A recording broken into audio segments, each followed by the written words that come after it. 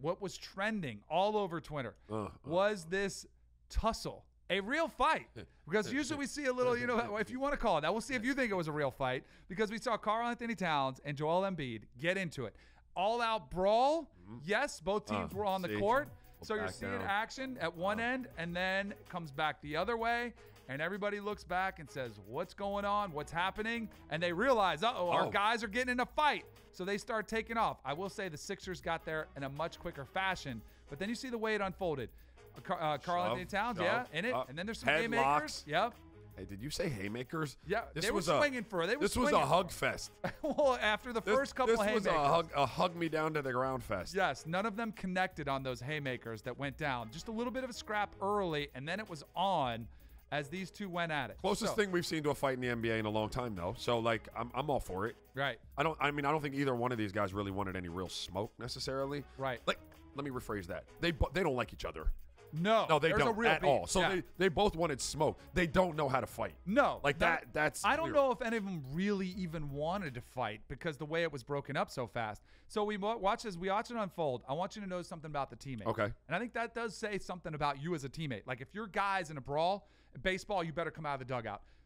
NBA, you better get down there at least to get into the mix. Watch the response time. Watch the Sixers players in the blue jerseys. They noticed it. They were behind them. Gone. Look Tobias. at Wiggins. Like, what is going on? It's a jog. They're a little bit more. An obligatory jog. They're almost. It is. That's an obligatory jog. Let me we have to go down there and scope things out. So let's make sure we get down there. So a little bit of a slower response time. Is that from Wiggins? Is that Wiggins? Yeah, I guess. Yeah, that's absolutely him. And they're both kind of coasting down there, acting like, hey, you got to be in a sprint. Yeah, but much Layman's like a new teammate. Wiggins has been there. Yeah, you know what? I think most NBA guys now are conditioned to know that this isn't going much further than where it is right now. So you're not as concerned about that. It's not like he's going to get his – you're not going to get like Rudy Tomjanovich. Like, you know what I mean? You're not going to get your face smashed by anybody in the NBA. Not as much desperation or as what you could see. Then we saw Karl-Anthony Towns and Joel Embiid get into it, but Ben Simmons – playing peacemaker, or was on top at submission on Karl-Anthony Towns. Gets him in a bear hug. Got him. There. Coach on the ground. Yep, coach on the ground. And then Ben Simmons on top in a good position, giving a little. But look at, you see what Karl-Anthony Towns did? He gave a little tap out. Like, hey, man, stop. My man, stop. I can't breathe. Yeah. Like, bro, you're... Right? That doesn't work in fights. Like, brawls, it's all rules are off the table. Yeah, and see, he's trying to say, you see how he pulls his hands back there? Ben Simmons trying to say, like, I'm not right. He didn't want to instigating or fighting. Peacemaker was what he was trying to play. Peep game. Don't try to stop a fight by choking me. No, I've got rules about fighting. Like, seriously, if you're fighting, grab your teammate. Don't grab me. You know what I mean? If you want to stop the fight, and you're go get your guy. Go get him. Let my people grab me, because I don't know you, and you got me in a chokehold. You're the next person I'm fighting. Right. I always think that's a dicey situation if you try to break up the other guy. You make an outstanding point. You go get your guy, control him. He's probably not going to swing on you. Nope. Maybe, but there's a chance that could escalate. Even though he's saying I'm not there. Oh, yeah. And you lose it, you black out, like you've talked about several times, like what you did against Kobe. Yes. You can do that in that situation. You're probably at least going to be able to refrain from one of your guys, but somebody on that team, you're just swinging. Correct. You're going to go all in on that one. After the fight was over, Joel Embiid gets ejected, and this is what I had a problem with, because they acted like, oh, this was a big brawl, and he comes acting like he's Rocky, shouting out Adrian after the fight. So he's laughing, acting like, hey, it was no big deal.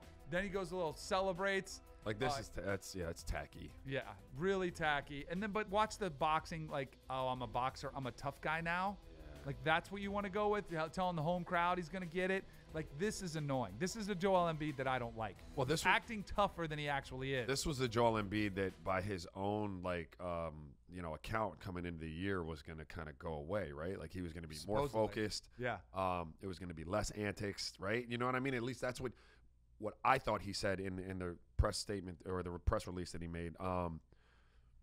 You're too good of a player for the extra. And look, anybody can get into the fight. Like, I ain't tripping off the fight or anything like that. Like, it happens to the best of them. All the extras that come with Joel Embiid, right? And maybe this isn't even fair to him today. I don't know. Right. But it's all the extra stuff that I always worry about with Joel Embiid. And I've said it before. Like, I worry about where his focus lies, when push comes to shove. And is it on, like, entertaining a crowd, or is it on winning a game? And that's I just have concerns about. You know what this reminded me of? When you watch a UFC or a boxing match, and after both boxers might they be won? beat up, and they're both like, before he raises, before they get there, they're like, yeah, nobody won that fight. It definitely wasn't Embiid. It wasn't a fight. It wasn't a fight. It wasn't with any blow. No. So let me ask something, because you said choking is off limits. I have another question for you. All right, so we have a still shot of this fight taking place where you see an eye gouge. Where would that fall in line of what is acceptable or not? As Joel Embiid takes a thumb right to Karl-Anthony Towns' eyeballs. Absolutely unacceptable. Right? That's messed up. That is in a. I hope that's just like frozen in time. Where it just kind of where slipped it just across. Raised across his face. Because if you really tried to gouge a brother's eyes, like in the NBA, that's career threatening. That's career threatening. Yeah. I'm gonna give Joel the benefit of the doubt and say like he was, neither one of them really know how to fight, and they were like flailing. Yeah. And they just one frame captured his thumb near his eye. Yeah. Because that's some stuff you do like in a bar with a dude you don't know. And you just got threatened, and you're like, okay, this is like life or death. Let me gouge his eye. All right, I want to skip through a couple of these and get to Karl-Anthony Towns' mom, because she was talking about the dynamics of what's at play at youth sports. Yeah. I love the fact that as Joel Embiid is walking through the tunnel and he's leaving the court and he's going out there and he's celebrating, call all the Philly fans. Guess who's up in the stands watching it? Yeah, Mama Towns. Karl-Anthony Towns' mom is up there watching it, saying, "Don't you go after my son? Don't you go after my guy?" Yeah. And she's out there basically trying to almost jump over the rafters, like trying to get down there, which I love it. I love it, the fact that mom's taking up for her. Look at her. She's got. Oh, look, but see, the Embiid, like. I know, it's annoying. Yeah, she wanted that. Yeah. Can I tell you a quick story? Yeah, let's do it. I played for the Tampa Bay Windjammers in the USBL, I believe it was. Summer League. Didn't get drafted in the NBA. So we were playing in Atlantic City, and I went to dunk a ball, right? And a guy undercut me a little bit. I was able to hang onto the rim. And so, like, I kind of kicked him as he went by. Do you know what I mean? Like, yo, bro, what are you doing? So when I came off the rim, he was coming at me, right? And I didn't know what he was going to do. So I jabbed him real quick. I just hit him in the nose. Yeah. And everybody cleared. The whole gym, like, converged on me in the middle of the court. And so I'm out there, and I'm throwing, and things are coming left and right. And I feel something hit my back, and I look back. It was my grandmother and my great aunt. They were both at the game. Ready to throw down? Fighting in the middle of the Atlantic City gym. It was great. There's a tape of that somewhere. Oh, my gosh. We have to find that video out there if it exists somewhere.